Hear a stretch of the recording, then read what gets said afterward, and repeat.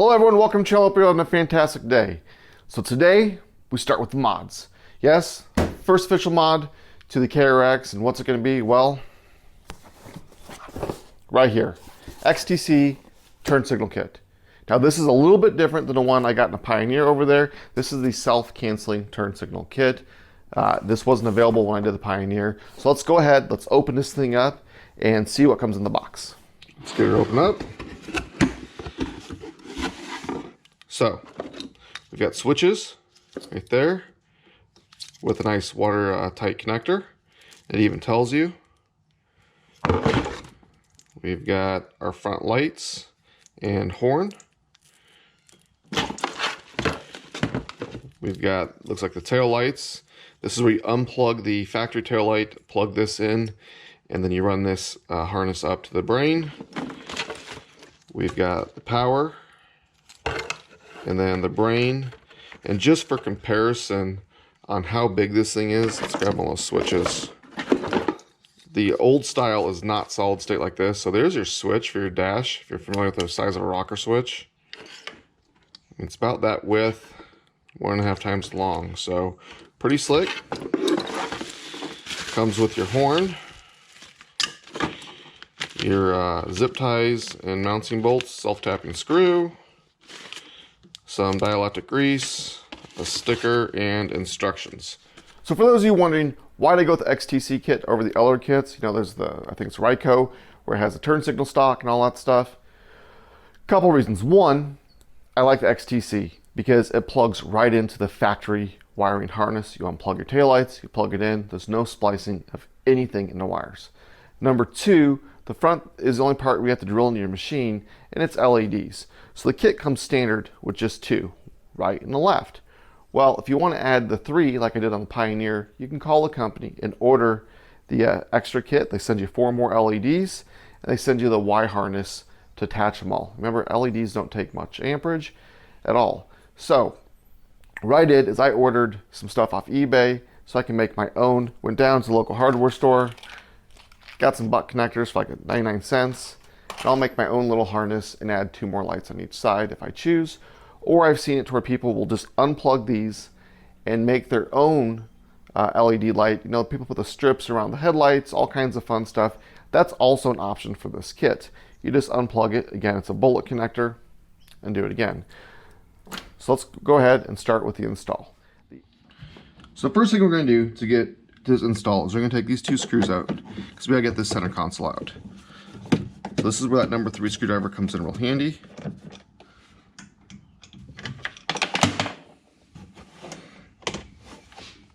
Next thing we're going to do is there's pop rivets all the way around here. So we're going to take all those out real quick. I'm going to use my pliers.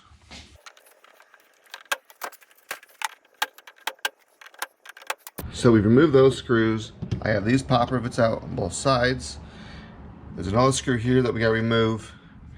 2 more pop rivets, another screw there, and a couple more pop rivets back here on both sides. So we'll go ahead and get those out so I can remove this piece and this top portion here. I'm not looking to remove the side, just this top. Okay, so there's one more screw down here, and I did take the cover off the back. It's a number 5 Allen head. It should come out.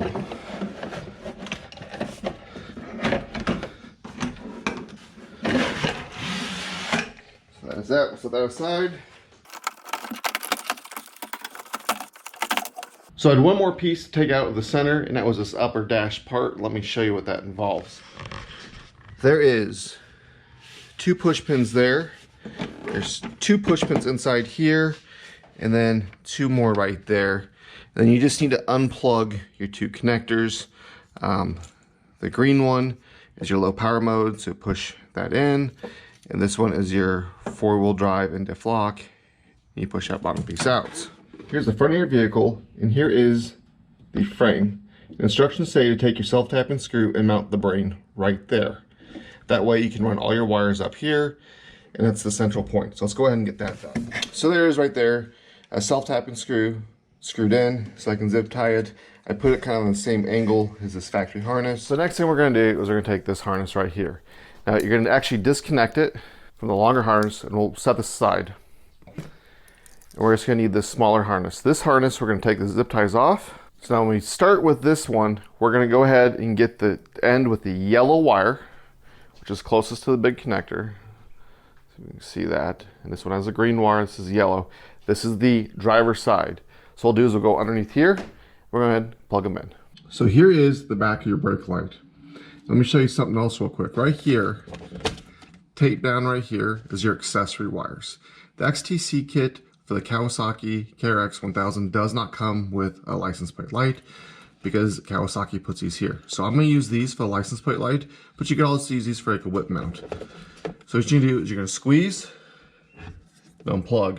As you can see in there, there's some dielectric grease. So what we're going to do is we're going to take the yellow wire, go to the female end, and plug this in. And the XTC kit comes with dielectric grease, so we're just going to put a little bit on here to help with moisture and plug this in just like this. Now this kit's going to get zip tied up like this, and we're going to take this wire and run it along this factory wire underneath. So let's go ahead and get that done. So as you can see, this is right behind this plastic bumper. We're just running this through. So we have our kit here. We're going to go around. We're going to follow the factory harness, which is right there. We're going to come up and do the same thing on this side. Now make sure you put your dielectric grease on this side also. Then you're going to go back, zip tie it, and you're going to trim the zip ties. Again, don't do this by the top, and it should look pretty much factory. So next you're going to do is you're going to grab this harness. You're going to re-plug it back in to this taillight harness. You're going to follow the factory wiring harness through the grommet and the firewall all the way up to the brain through the shifters. And let me show you that one. So here's your 4-way connector, and this is the route that I ran it. Right along the factory wiring harness, I used all the zip ties. So I'll have to get some more. Went up, again with the factory wiring harness, behind the shock, because remember this is going to move. Came down.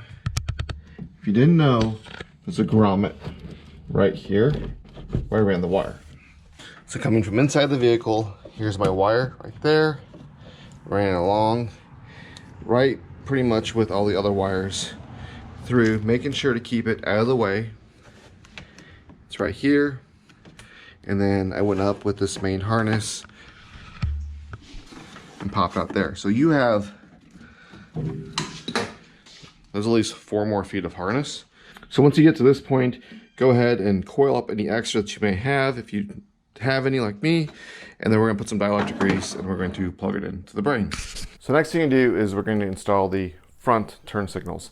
This is probably the most difficult part for me, and it's because you had to drill into a brand new vehicle if it's brand new like mine. But you're going to need a 3/4 inch drill bit because I'm going to use the rubber piece. And then you'll also go ahead and you're going to mount your horn. And then again, a little dielectric grease, and you plug this in. The great thing with this kit is you can't screw up the plugs. They only fit one way. So let's go ahead and get this drilled. So I went ahead and drilled my holes. Let me show you what it looks like. It's right there, 3/4. Might need to clean up a little bit. And the same thing over here. So to make your life easier, put the rubber grommet on if you're going to use them, and then just push this through. So before I run the wiring harness for the 2 LEDs, I want to mount the horn, and here's why. There's not a ton of room under this hood for the horn, so let me show you where I'm putting mine. You can put yours anywhere you choose. So here is the passenger side, and here is one of the mounts for the plastic. So there is a 1/2 inch hole already here. So I went ahead and I put the screw, fender washer, the mounts, I took it off the horn, another fender washer, and then the locking nut on top. So now all I have to do is go ahead and mount the horn. By mounting the horn before I run the wires, it just saves me in hindsight. I can run the wires one time and not have to worry about an extra straggler wire. Since I'm already going to have the wires come over here, I can make sure everything's zip tied together and it looks nice and clean. Remember, you want this to look factory, not aftermarket. So from there, we're going to go ahead and run the next wiring harness. Now this one is the same as the back. You've got the yellow and you've got the green. The yellow is driver's side, green is passenger. If you get them backwards, they're going to flash alternating. So let me show you where I ran the wiring harness to the front. So right here are the wires, and there is, I don't know if the camera, there is a gap right here. So you're going into there, and right to the back side of this is where the control is. So I ran around, I haven't zip tied anything yet. Came over, and it's there, and I will zip tie it up. And on the passenger side, I got both the wires here, came down, and I will pull the slack out of this one, and again this one will go up and zip tie all this together. So once everything's neatly zip tied, you got the wires ran through, don't forget to plug in the plug underneath the dash and the harness. So next step is a little bit more cutting on your vehicle. You have to figure out where you want to place the switches. So you can put them on this panel here. We have 1, 2, 3, 4, 5 switches. You have 2 more switches down there, but those don't seem like a good spot. But where I'm gonna place mine is right here next to the steering wheel. For those of you wondering, why am I putting my switches over here versus the center? Well, it's a pretty good question. Primarily because the driver is the only person that uses the turn signals, the hazards, and the horn. So in the center section, I have other plans for those. One of them being the winch, when I'm not using the remote. The other one being a 12-volt USB port, so that you can charge your phones, iPads, whatever you got going with you. And then I have something else coming for the lights. Once you figure out where you want to mount your switches and you get the holes cut out, you can grab this harness. Now I've taken off the turn signal switch that plugs in there. But what I wanted to show you is you have a nice, I don't know, 20 inches or so between switches. So you don't have to mount them right next to each other. Like on the Pioneer, I have one on either side, but you can do whatever you want. This wire here I will not be using. This is in case you want to put an indicator light on your dash showing that you left your turn signal on and it's flashing. Well, this is the automatic canceling system, so I don't need that like I did in the Pioneer. Then again, you have your plug to the brain. So make sure wherever you put your brain, I put mine up on the front crossbars, that this will reach. Those are my 2 wires. I know the one with the brown wire is the turn signals. So we'll go ahead and plug that in.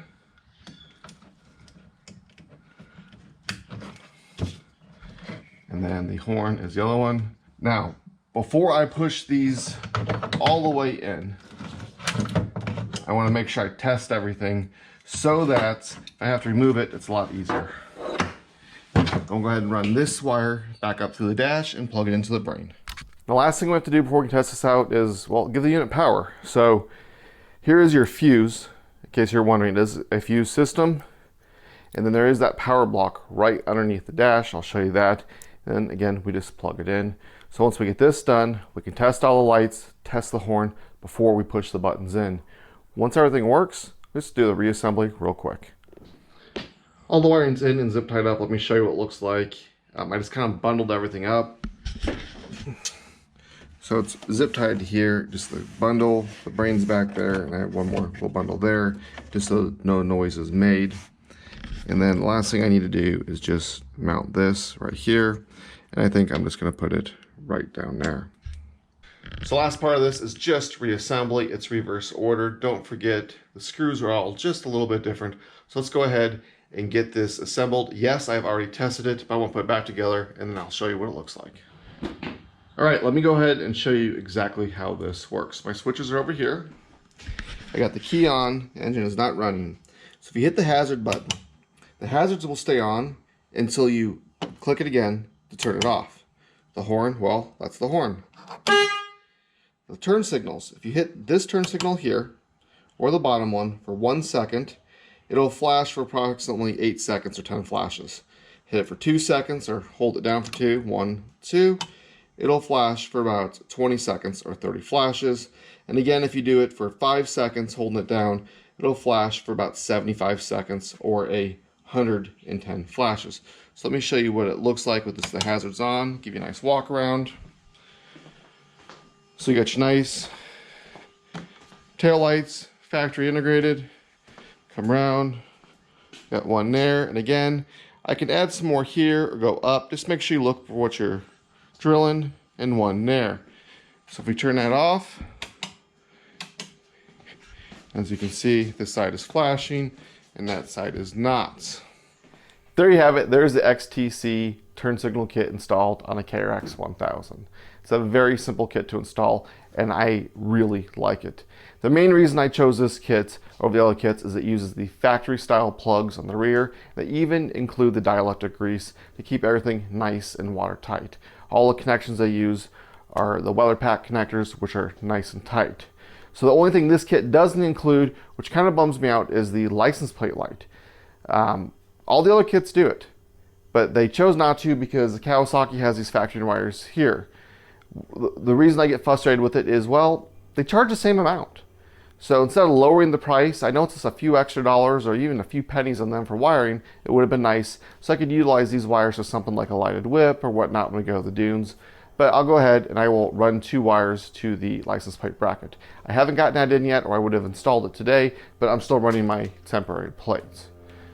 Other than that, it's a simple kit. If you just look at the instructions, look at this video, running the wires is very easy. Kawasaki did a phenomenal job on grommets through the body, where you can run the wires, and even that factory power bus bar underneath the dash for different accessories that you can add.